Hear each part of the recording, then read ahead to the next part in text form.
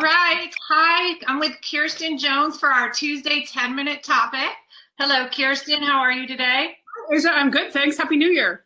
Happy New Year to you as well. I'm glad to have you back. Today we're talking about goal setting. And it's so important. It's not the sexiest of topics, but it's so important to what we're trying to do and in helping your young athletes. So first off, Kirsten Jones, let me just say she's a sports parenting coach, former Nike executive, former Division I volleyball player, and very knowledgeable on all this stuff. So thank you again. So let's dive in. Wait, we got our clock here. I haven't been very good at holding to this, but let's try. 10 minutes, here we go. Okay, so why, Kirsten, should athletes set goals? We all need to be intrinsically driven, and what we're trying to do is help our kids take ownership of their destiny. And we know that the more accountability that they have to themselves, the more successful they'll be. So helping them set really smart goals that's going to teach them responsibility. It's going to teach them time management, which is a huge one on and off the court, right? It's going to give them self-confidence, which is going to lead to more autonomy. We're going to get more begets more. It's going to make them more resilient. And most of all, it's going to help teach them perseverance. You know, Angela Duckworth talks about in her book, her amazing book, Grit, perseverance and passion for goals are what determine success in life. So when they figure out what their goals are, when they can start being really driven around the goals that they set and they own, it leads to all of these things happening. And even the more simple point of it gets you from point A to point B. So Amen. If you don't have goal setting, you don't really know how to do that exactly. So let's dive in. You have specific points, or how do you do that? What is your recommendation for goal setting? I mean, it's easy just to ask what's your goal, but that's doesn't end there. We need a lot more than that. Right. So setting SMART goals, which is something we did at Nike, actually. We had quarterly goals and you had a year-long goal. So you start with a long time, but you know, a year is a long time for a kid, but you want to set SMART goals, which are specific. So getting as specific as possible. A lot of times we say, yeah, I want to win the state cup, but you need to chunk that down. So getting very specific about what the goal can be, make it measurable. It can't be something that, you know, we're going to win every game and we're going to be the champions. What does that mean? What does that look like? What do you have control over? The most important thing sometimes is we set goals that we have no control over. So helping your team set goals that they actually specifically can control, not whether they're going to be MVP. That's an extrinsic goal. Somebody else might decide that if they're the best player, but what can I control to be the MVP? Is it doing the push-ups? Is it getting there to practice on time? What are those things that I have control over? Making it achievable. The process of getting there. How do you get from A to B? You need a lot more. You need specifics. Exactly. Making it achievable. Something that, you know, sometimes we do a big overreach. We think of something that, you know, I want to play varsity, but you're a freshman. Hey, that's a fabulous goal. It might be a 2 or a 3 year goal, which is fine. But knowing where you are within your sport right now, and then saying, is it realistic that I go for that this year? Or is that just something to put on my long-term goals? You know, so making sure it's achievable, making sure it's realistic. Is it too pie in the sky? Is it something that I can do, I have control over? And making it time bound, having checkpoints along the way. I say every 90 days, you know, in general with older kids, but, you know, you may need to make it a little bit, you know, it's a monthly thing. It's a daily thing, right? But once you get them written down, then you have a place to start. Yeah, it's so important too, because just to keep the frustration level between parent and child, because sometimes I have, you know, my oldest daughter was talking about being, you know, Olympic water polo player.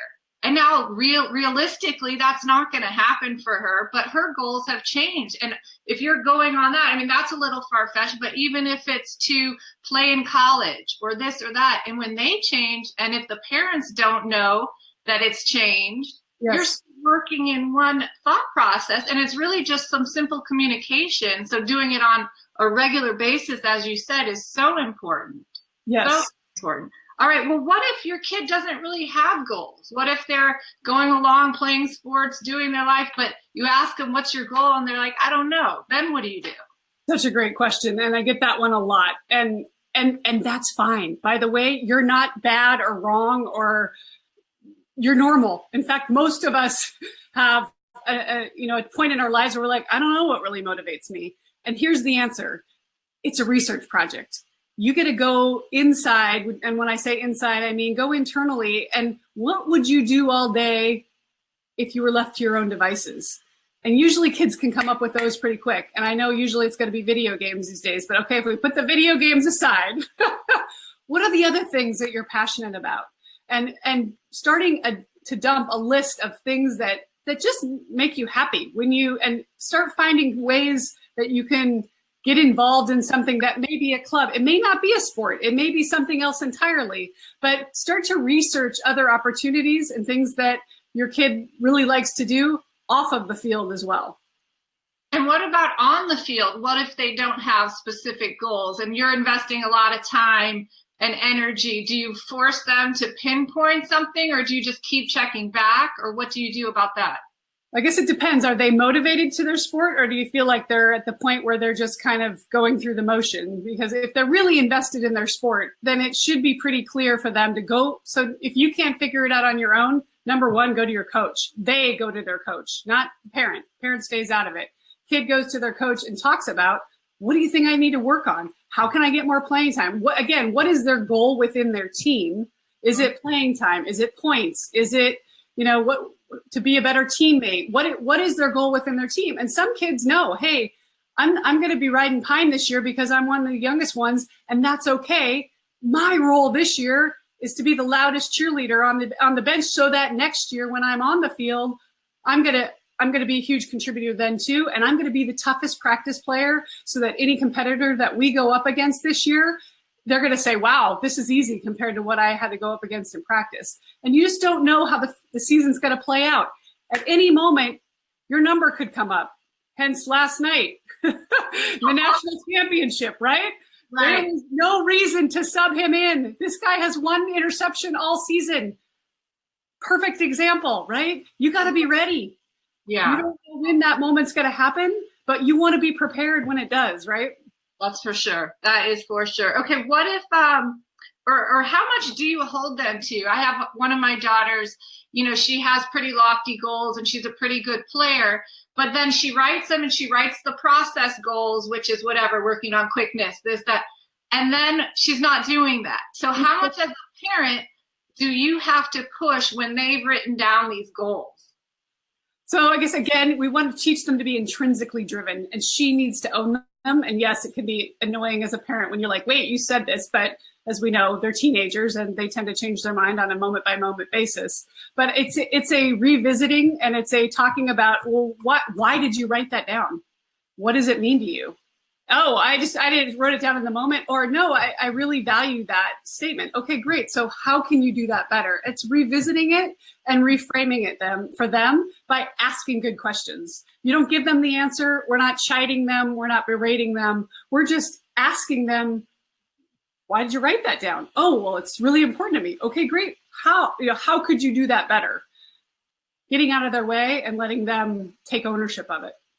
Okay, terrific. And I see we have a lovely comment from Kim Campbell. Hi, Kim. She says, be the best teammate. What a lovely goal that is. And that's the other thing, like you're talking about process goals and goals to be a good teammate, to overcome some adversity on the team, to help be a leader, to help. There's a lot of types of goals that don't just have to do with the end result, as you said. All right, well, let's get to it. You have, how do we do this? Do you have a way that you like to do it? I know you mentioned to me a vision board, thank you, and we did it over the new year, and it was an amazing experience.